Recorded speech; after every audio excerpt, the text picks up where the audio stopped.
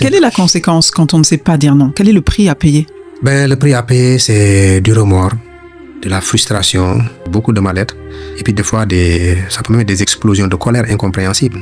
Parce que justement, à force de dire oui, oui, oui, alors que vous avez envie de dire non, vous êtes en contradiction avec vous-même, vous avez tendance à vous en vouloir. Ça laisse de la frustration intériorisée, et par moments, ça peut dégénérer parce que la coupe est pleine et personne ne vous reconnaît. Et donc, ça peut rapidement crisper et altérer les relations. Et puis, on se dit que voilà, elle est instable, ça ne va pas, des fois, elle est incompréhensible. Peut-être que même elle a quelque chose en elle, elle est possédée peut-être, alors que c'est rien d'autre que juste des frustrations que vous avez accumulées, parce que c'est lié à votre manière d'être, mais c'est quelque chose qui s'éduque. Ok. Parfois, on entend des gens dire oui, on me respecte pas.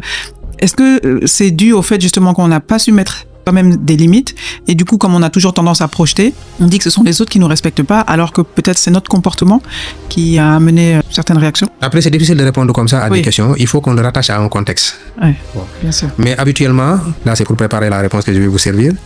Quand une personne se plaint, je lui dis, dans quelle mesure est-ce que vous êtes responsable de ce qui est arrivé? C'est pour de ramener la personne à sa responsabilité, à favoriser son autonomie, à faire en sorte qu'il réfléchisse par rapport à lui-même. Parce que quand on se plaint, tout le temps, on peut donner l'impression qu'on se victimise trop. On ne prend pas ses responsabilités, on attend des autres qu'ils changent. Et les autres ne changent pas.